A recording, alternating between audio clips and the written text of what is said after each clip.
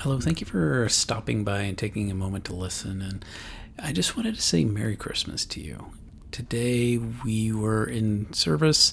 I wasn't paying as good of attention as I should have been because I read these verses came through that we're about to chat about a little bit about, and it just sort of took my mind to some places, and that I was thinking about you guys and sharing that and how it's affected me, and hopefully how it may be blessing you.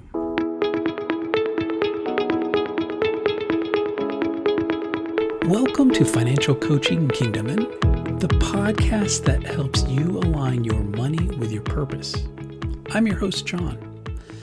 We've all felt the weight of financial stress, the sleepless nights, the silent disagreements with our spouse, the feeling that we're just not in control.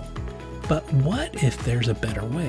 What if managing your money was less about math and more about peace of mind? On this podcast, we'll explore a different kind of financial freedom.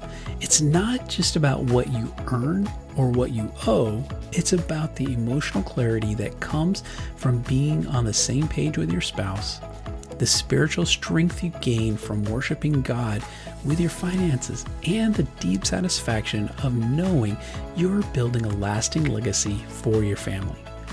Every week, we'll cut through the noise to bring you simple, powerful truths that will help you move from financial chaos to confidence. If you're ready to find clarity, grow in unity, and live with purpose, you're in the right place. Let's get started.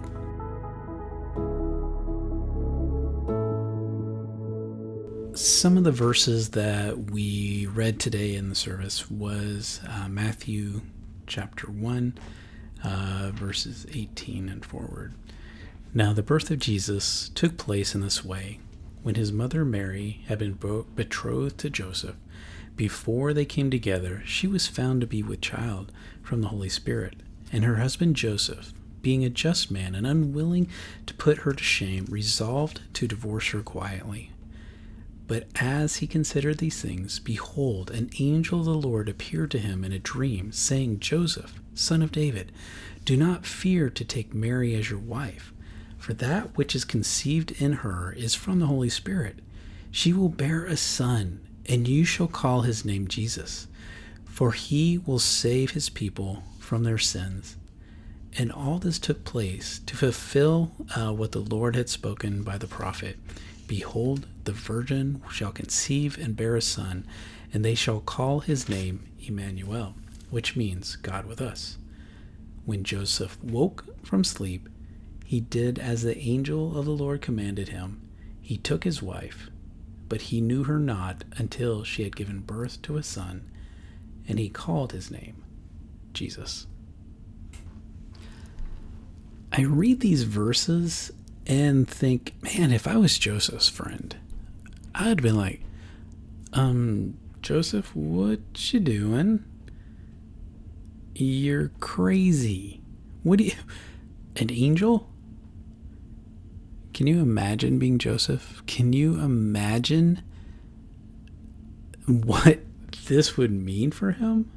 The ridicule? This isn't your child. You're taking care of somebody else's child. Those of us who are stepdads, we can understand that. Joseph was kind of like a stepdad, taking care of a child that wasn't his own, completely born from his own body. That's amazing to me. It's amazing to see Joseph part of this story, to understand that it is part of the story. And he was going to be like, okay, let's quietly get rid of Mary. I obviously this is not going to work out. We're not. This isn't going to be right. How in the world? Why? But then God stepped in with an angel to tell him, it's okay, Joseph. Joseph didn't have that choice, didn't he? He can listen to the angel. He could take on Mary and name this child Jesus. Or he could run away, like many men like to do. But he didn't. He followed what God had called him to do. And is that something you guys have experienced?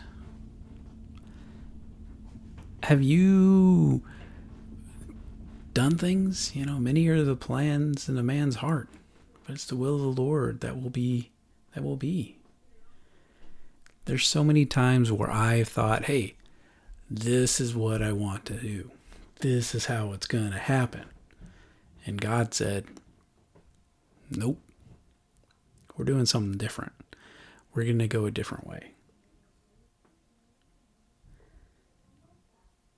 But this isn't about me. This is about you. This is about Jesus. This is about Merry Christmas.